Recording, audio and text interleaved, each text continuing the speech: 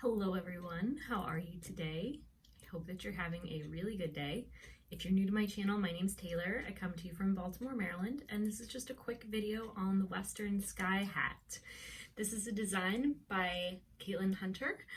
You might already be aware of it. Maybe you've never seen it before. It's one that came out well over a year ago now, but I finally knit up in a skein of Green Mountain Spinnery's alpaca wool blend yarn. It's called Alpaca Elegance. It's a DK weight 2-ply yarn, and it is incredibly soft, but it has lots of structure to its twist.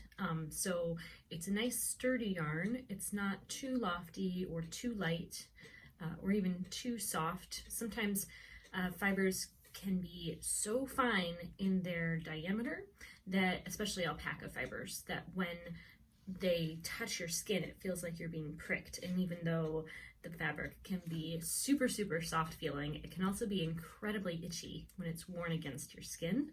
And I feel like this fiber content in this yarn is not at all like that. It's very wearable in my mind, in my experience.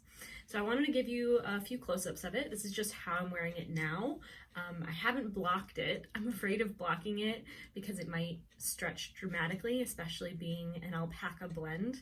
If you're not familiar with alpaca as a fiber, it's one that is very lustrous, meaning it has lots of shine, or it can have shine. I mean, not all fiber is the same. Some alpaca is shinier than others, but it also, and this is kind of unique, not unique to alpaca, but almost all alpaca fiber, because of its structure and its lack of crimp in the fiber, it is very drapey. And with that drape can come a little bit of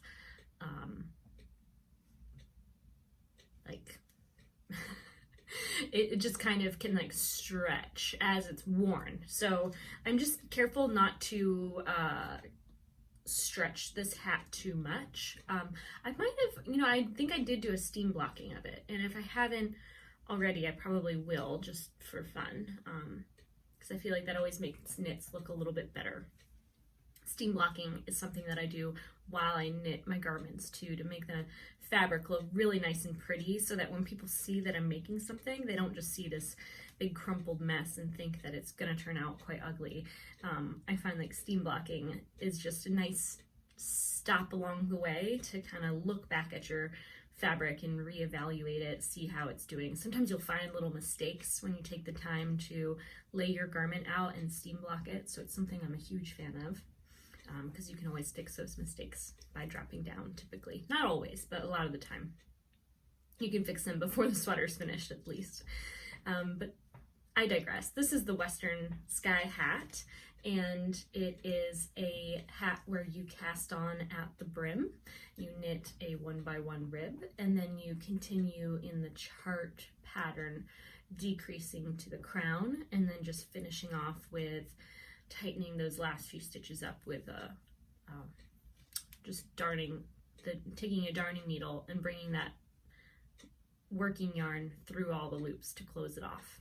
So it's a design that has, as you can see, some cabling with these stitches, and well, I don't know if that's cabling.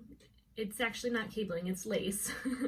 But there's cabling here in this panel that goes between each kind of motif. And then you have a little bit of lace work and some baubles. So it's a really good introduction to baubles. In fact, the pattern includes this little bit of a pro tip on how to make your baubles really pop and push forward into the fabric, which I hadn't ever read before, and I was really happy to have that little tip and trick to really make them look good. So I'm going to be sure to practice that in any future bauble making. And the baubles, because there's just a few areas where they're introduced, I feel like it's a really nice introduction to baubles because they can take quite a bit of time.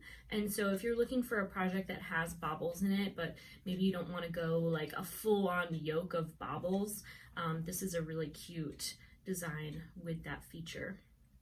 It also is likely a good introduction to lace, just being a smaller project. This took me just one single 50-gram skein. So like I was saying, it might be a good introduction to lace. However, it is,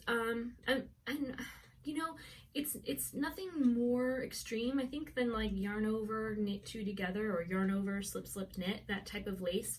So it's also like section by section, you're only repeating about 5 or 6 times. It looks like 6 times. So it's not something where I kind of feel like I've not been knitting my whole life. I've been knitting aggressively, I say. I've been aggressively knitting for the last few years. So I am new to a lot of the skills that I am working through. And my experience has been that being new to lace, it's almost more difficult to execute a pattern that is, rather simple, but throughout the whole big long thing. It's more likely that I would make a mistake in the process of knitting something very simple many times versus doing more intricate patterning, which looks way more complicated. But again, you're constantly following a chart.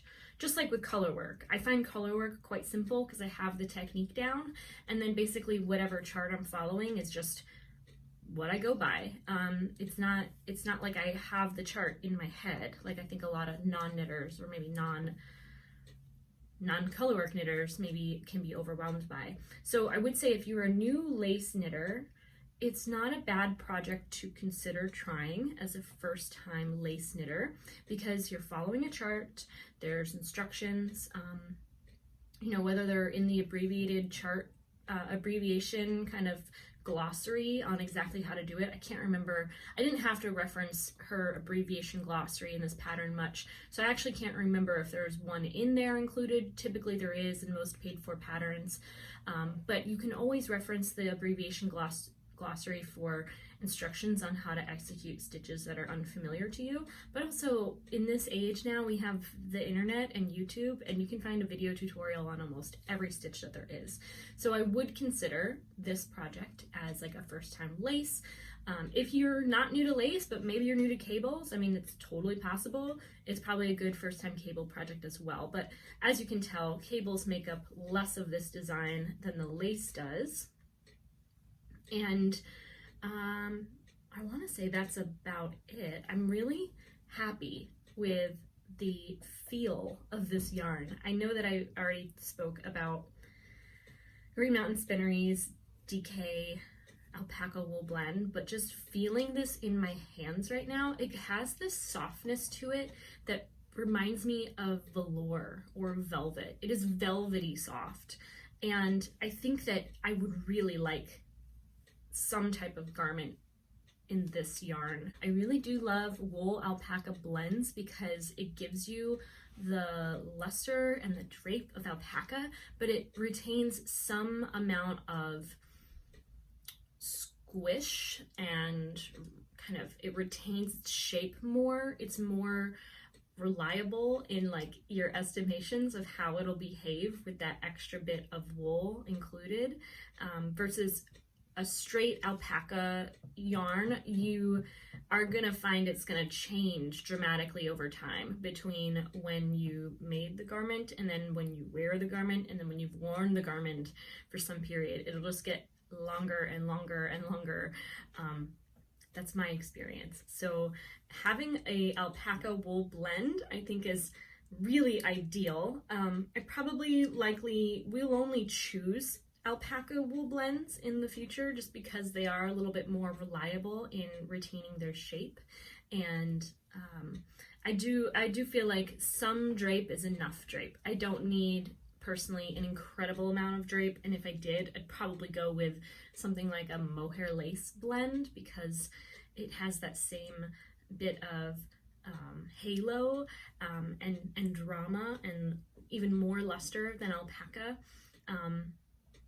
I digress. Anyway, this yarn though is incredible. If I haven't mentioned already, it feels like velvet. It is velvety soft. I would love a garment in this yarn. And I would say I would even love to make more of this hat pattern. I think if you're like me and you really enjoy the challenge of sweater making and garment making, or even garment like design, this pattern is really something that I can see myself making more of just for fun, and especially as gifts. It's so intricate. I'm picking bits of hay out of my yarn as I notice them, but it's such an intricate pattern that it's interesting from the beginning to the end, and it takes so little yarn. I think maybe because of all the lace. Again, I'm not a super lace knitter, so I don't have experience knowing how much more or less either lace or cables make up. I'm guessing in this project it's a bit of a wash, because cables typically use a little bit more yarn than a standard stockinette swatch, and you know, the baubles as well, they use more yarn obviously. But this is a beautiful hat. I've loved making it. I hope that I enjoy wearing it as much as I did making it. I'm not a super hat wearer. I typically wear hats just during the time of year where it's snowing or wet or very, very, very cold. Here in Baltimore, we do get winter months and we do get snow. We've gotten less and less snow each year, it seems, until there's like a one-day blizzard where we get 3 feet at once. And that's always fun, but I haven't really needed to wear a hat much. I did start my new job yesterday, and that place is freezing cold, so I'm really excited that I'm gonna get a lot of wear out of my hand knits there. I was worried at first that I wouldn't have the chance to wear a lot of my knits, because if I'm handling animals, I'll definitely have to like wash my clothes in hot water, dry them to disinfect them so that my cats at home are safe. But so far it seems like there's not a whole lot of cat handling involved. That's kind of up to the more medical team and the medical techs. So I'm kind of doing more office work and coordination, so I'm gonna get to wear my woolens, which I'm really happy about.